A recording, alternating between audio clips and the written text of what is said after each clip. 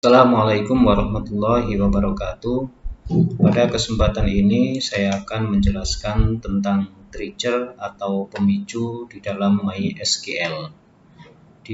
Disebut dengan trigger atau pemicu itu nanti akan terjadi karena tiga hal. Jadi trigger itu yang pertama adalah pada saat insert data. Kemudian yang kedua pada saat update data, dan yang ketiga pada saat delete data.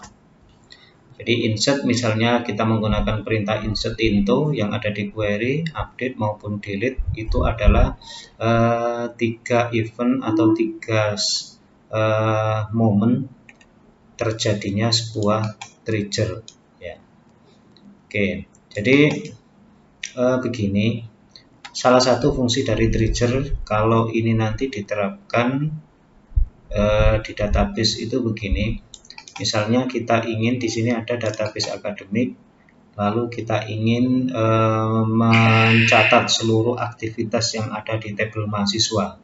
Misalnya ada yang menginputkan data mahasiswa, itu nanti akan dicatat di dalam sebuah log tersendiri.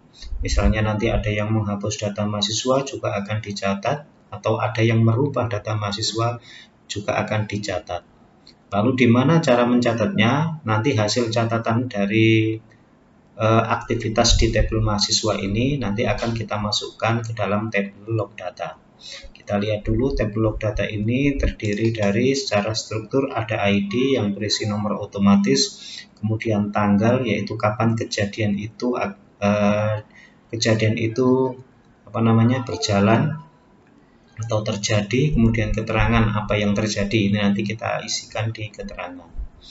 Nah, lalu di mana kita akan membuat trigger, karena trigger itu nanti berdasarkan aktivitas yang ada di tabel mahasiswa, berarti kita buat di tabel mahasiswa. Jadi kita klik tombol tabel mahasiswa ini, lalu kita klik trigger di pojok kanan. Ini ada panah ke bawah trigger, kemudian kita klik create new trigger. Setelah itu dari event ini ya tadi kita akan mencoba trigger yang terjadi pada saat insert data. Caranya ini kita kasih nama, misalnya trigger insert MHS.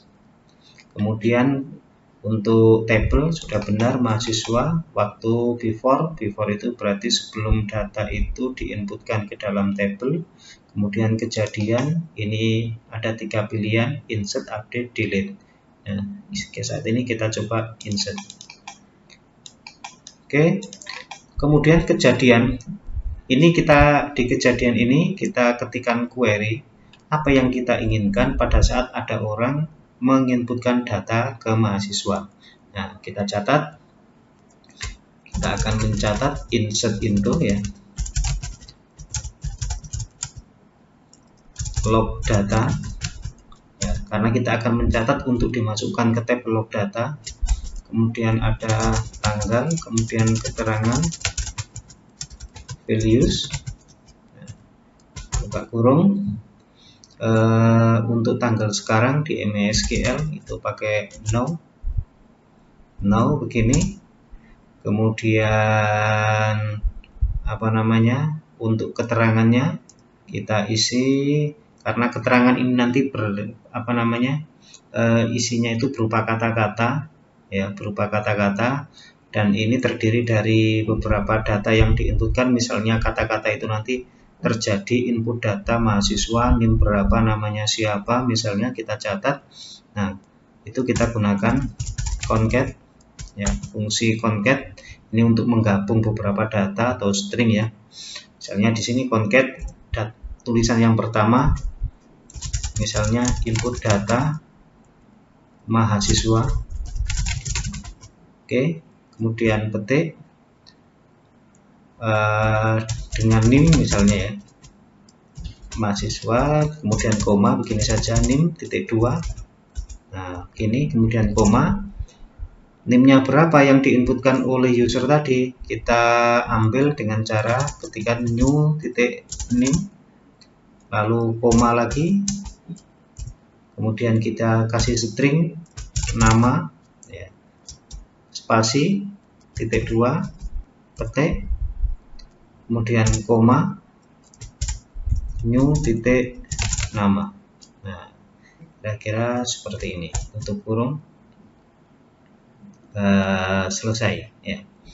Values, tutup kurung, ini tadi tutup kurungnya apa ini, concat, kemudian ini tutup kurungnya insert in values, ya. Jadi tutup kurung 2 seperti ini. Oke, kemudian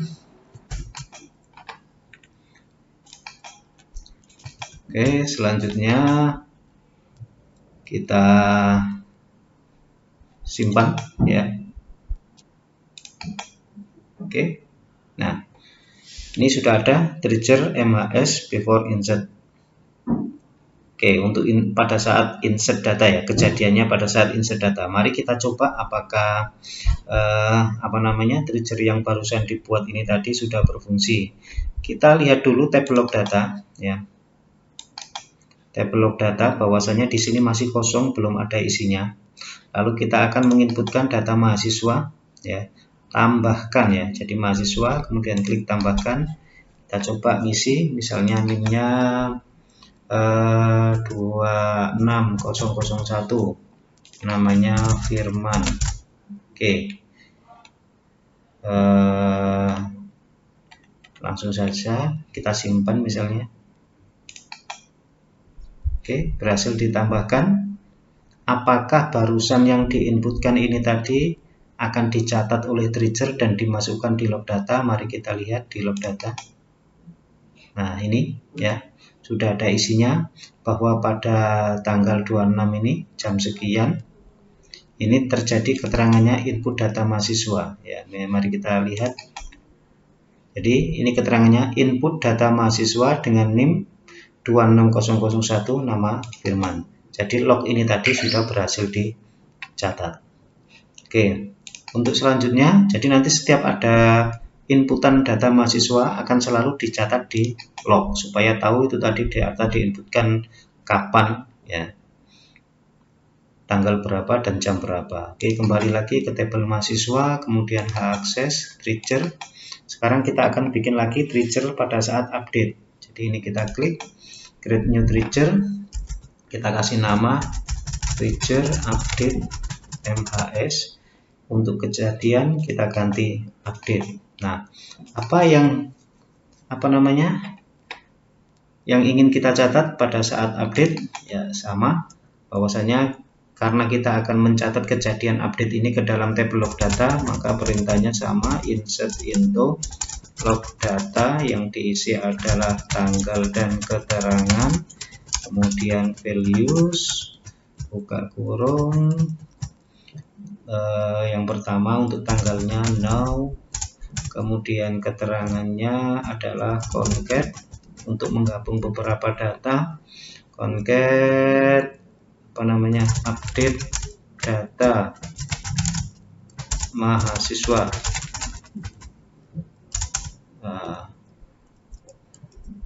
NIM lama, NIM lamanya apa, koma, berarti kalau ambil NIM lama itu all titik NIM. Misalnya NIM-nya nanti diganti, berarti diketikkan seperti ini, ya, all titik NIM, kemudian koma, nama, menjadi, ya, NIM baru barangkali ada pergantian NIM, maka koma, new titik NIM, terus koma, kita tambahkan lagi nama lama itu diambilkan dari all titik nama, kemudian koma, nama baru, nah, new titik nama. Kurang lebih seperti ini.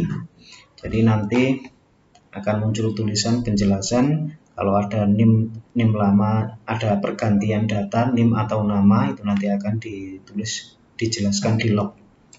Ya, tutup kurung untuk concat, tutup kurung untuk values. Kirim.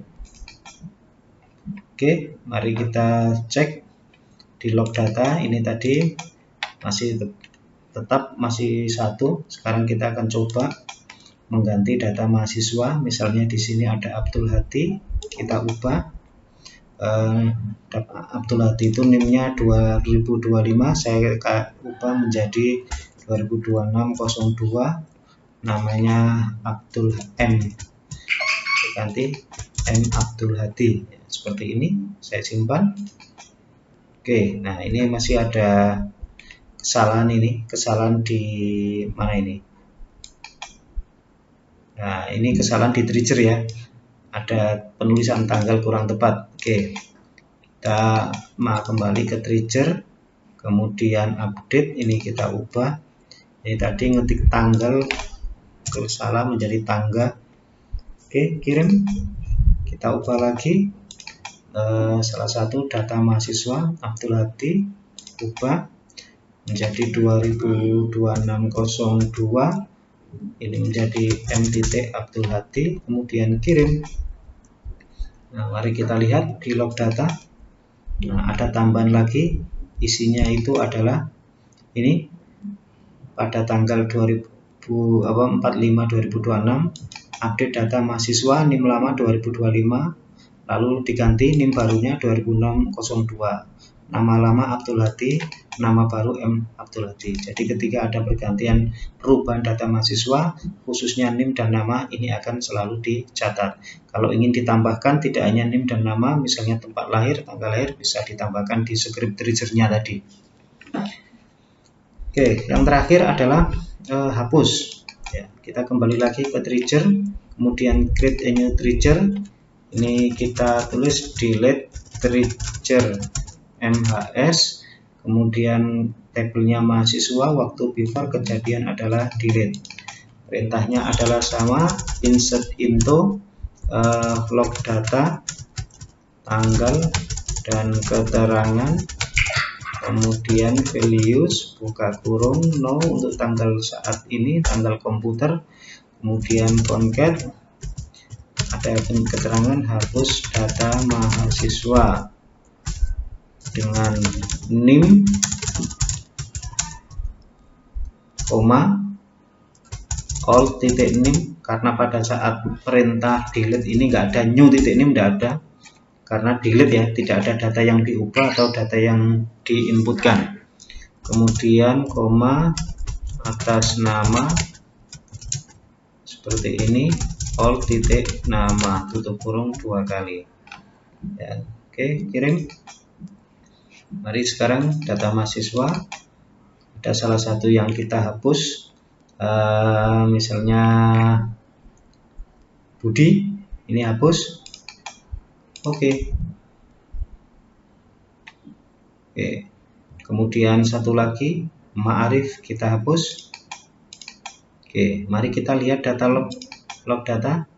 Ada 4 ya, terjadi hapus data mahasiswa dengan NIM sekian atas nama itu tadi, atas nama Budi ya.